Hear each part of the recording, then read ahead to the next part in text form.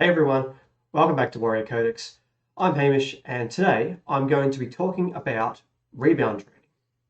So, what is rebound training? Rebound training is actually something I found from a strength and conditioning coach by the name of Jamieson. I'm going to leave a link in the description for his content, but essentially, he's a strength and conditioning coach that has spent a lot of time working with particularly martial artists, UFC fighters. And he has this aspect to his recovery called rebound training. So, rebound training is a specific training day, which is like an active rest day. It consists of five major parts. So, the first aspect is breathing and mobility. Second is light cardio. Third is strength. Fourth is usually a body weight to failure. And then you've got your kind of outro cardio and cool down. I'm going to go over each of these aspects with video footage of one of the sessions I'm going through, and I'll show you what it is that I'm doing during that process. So the first thing is the breathing and mobility. What I'm doing for this is what is called the cat-cow stretch, designed to try and lengthen the spine and then to compress the spine. And I do this with a breathing pattern, breathing in and pushing my back as high as possible and pushing my shoulder blades as far down as I can. This is then reversed, and I will then sink my spine as low as possible and look up. In terms of the breathing, I breathe in as I elevate my spine, and I breathe out as I compress it. For the cardio aspect, what we are doing is we are doing low intensity sprints. So what I do is I will use a bike and a treadmill, and I'll do 10 minutes on each. So for the 10 minutes, the intention is to try and keep my heart rate in the easy zone. And if you've watched my previous video talking about heart rate zones, that'll explain it in more detail.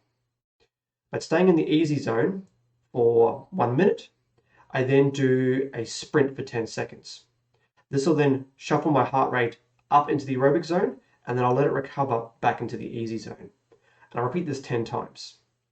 Once that's finished, I do the same thing, but on the treadmill.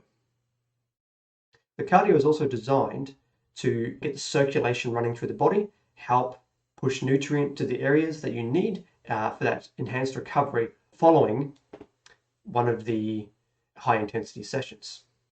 I then move on to the strength aspect. For the strength aspect, the intention behind it is to lift a fairly heavy weight and do more of a compound complex movement. So I use the deadlift for this, and I do it two different ways, either with the trap bar or the shrug bar or a barbell. And each of them gives a slightly different movement pattern and a slightly different set of muscles that are being worked.